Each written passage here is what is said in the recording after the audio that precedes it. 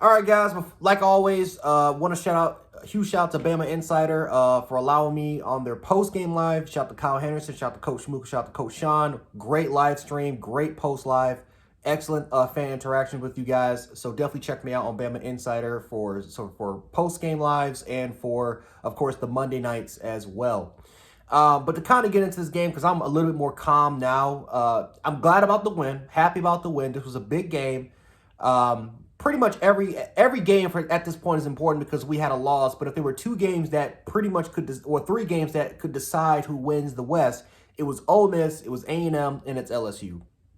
We got rid of two, one more to go. Now, of course, if you lose next week to Arkansas, doesn't matter. Your season's pretty much over, right? If you're hoping for national championship aspirations, which I am, which I think we're all hoping for national championship aspirations. So you got to win every game. But we beat two out of the three opponents that can give us the most trouble. And we got to carry that momentum, man. But my God, we had a lot of mistakes. We made a lot of freaking mistakes, ladies and gentlemen. 14 penalties, and 9 of them were infractions. They were infractions, right? 9 penalties on the offensive line because either it was a snap infraction or it was a false start. Like, it's stupid. And it was on the offensive line or tight ends included because CJ Dupree had a couple penalties that were on him. We had back-to-back penalties with Jaden Roberts. Now, one of them was bullshit. I'm not going to lie to you. One of them where he just didn't even move at all. There were some penalties here and there that I thought was absolute garbage. But when you take a look at the penalties, 14 penalties for 99 yards, it's a big factor, and I mean a big factor, for why A&M was still in the ball game. We had another touchdown called back, which came back because of a penalty. I believe now that's 42 points that didn't even count because of penalties. We played undisciplined. I thought that for the most part, Jalen Miro for the most part did some things. Jalen Miro, of course, did a lot of things that I liked, but he did a lot of things that I didn't like. I'm going to dive to that in a little bit. But it's the penalties. It's the penalties. And the special teams coverage was absolutely garbage. The only great thing about our special teams is Will Reichert and Chris Braswell blocking that field goal. But our coverage unit was absolute garbage tonight. We made a couple of crucial mistakes on special teams. The shank punt, which set them up in great field position, which eventually led to a scoring drive. And then, of course, the Anai Smith punt return, which ended up leading to another scoring drive as well. Guys, we kept punishing this defense. And this is something I definitely talked about on Bama Insider. We kept giving the defense hell. And not just their defense. We kept giving our hell defense. Offensively and special teams wise, we just kept giving them opportunity after opportunity after opportunity. Guys, all of their score, with the exception of the final one when they had 3 points, when they basically had to go up 62 yards up the field, every single one of their scoring drives was less than 55 yards. That's extremely short field position for your defense to work with. This is the same problem that we had against Texas. This is the same problem that we had against South Florida. This is the same problem that we had against Ole Miss in the first half, and this is the exact same problem that we're having now against Texas A&M. And the funny part is that it's simply this: if we make Texas A&M work the length of the field for the majority of this game, we're blowing this team out. But because of the penalties, which, by the way, the 3 scoring drives that they had were a result in false starts or snap infractions, which we went from 3rd and 3, 3rd and 5, 3rd and 8 situations to 3rd and long situations to 3rd and 10, 3rd and 12. It was all on 3rd down in short situations. 3rd down in manageable situations, I mean. That a false start had to happen, which is a result of us going 3rd and long, and then Jalen Miro takes the sack on all three of those times where A&M had to score in those possessions. That's the common denominator. It was a penalty, which resulted to a sack, and then A&M got the ball and drove it down and was able to score. And I know a lot of people was going to blame the defense today for some weird reason because we gave up 20 points and we could have given up more. I'm not blaming this defense at all. When you have to work with that short of a field for the majority of your game, and you only come up and you only give up 20 points, better offenses and better offensive coordinators and better play designers, quarterbacks, skill position players, etc., they're scoring more than 20 points. I can guarantee you that.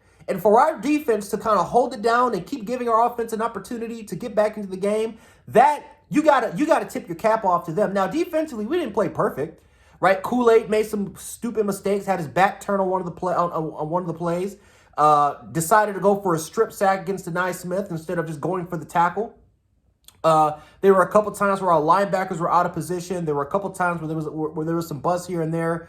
But again, we got to give A&M though, because A&M, give them some credit. They had a couple of really good play designs. That one kind of delay route, which, by the way, Malachi Moore pointed out that, hey, listen, we need to communicate. We need to get on this because I can tell this is going to be delayed, and it was some miscommunication on the back end, which Malachi Moore he got on. I forgot who, but he got in somebody's face because he tried to communicate that he saw the play coming. But we had a couple of mishaps here and there.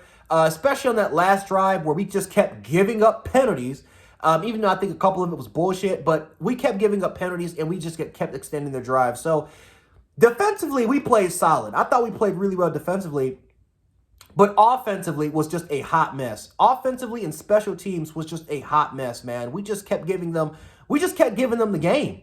We literally allowed them to get into the game, and don't even get me started on that Dallas Turner bullshit. Come on, man, Dallas Turner. Listen, it is what it is. But you can't. Why are you touching the dude when Braswell is 20 yards down the field? Leave him alone. That's a touchdown. It's 31-17. The game is over. Another situation, Jalen. Why the hell are we throwing the football when they have no timeouts left after Jace McKellen makes one hell of an effort to literally rebound the ball to himself and get the first down? Why are we throwing it when all you have to do is run the ball for all 3 times? He could have just took the sack there and the game would have been over. We kept trying to give this game away to A&M, and they wouldn't take it. They tried their damn best to give it back to us. It's like we were playing hot potato. But it is what it is, guys. It is what it is. Alabama kind of comes out with this win. Again, there's a lot of things that I like. There's a lot of things that of course I did not like. The undisciplined.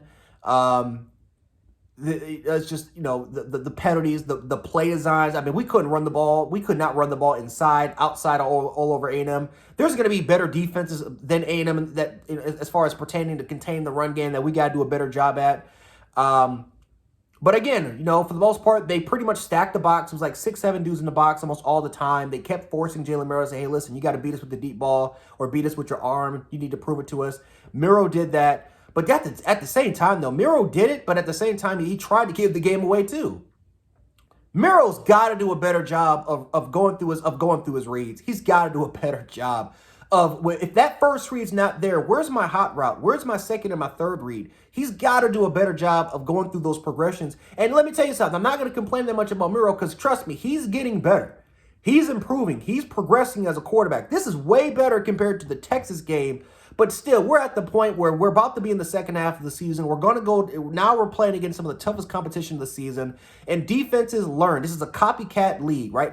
College football is more copycat. They're going to take a look at what A&M is doing defensively and how they're affecting Miro, especially when it comes to reading blitzes. He's got to start reading some of these disguised blitz calls that they're calling, because I swear A&M called the same blitz, and I actually had this counted 19 times today.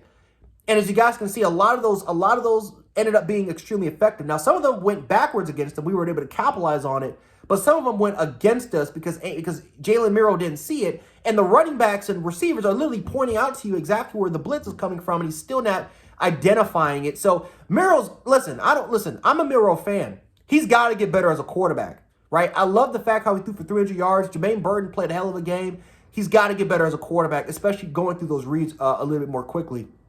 But again, I'm not trying to drag this video out. This video could literally be an hour long. I'm going to keep it short. We just got to get better. We got to get better as a team.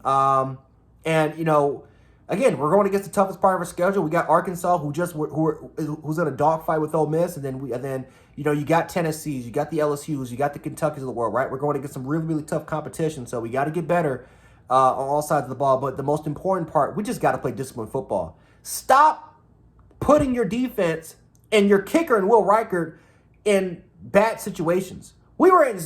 Stop putting these guys in bad situations. right? You have the best kicker in America, and you arguably have the best defense in America. Stop putting them in bad situations.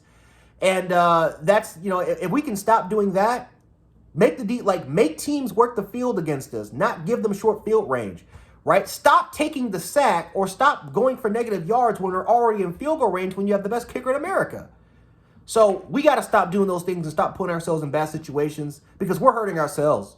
We're hurting ourselves against better competition. But anyway, I'm not going to drag this video out longer. Jan Sports. I'll catch you guys on the next one. Peace.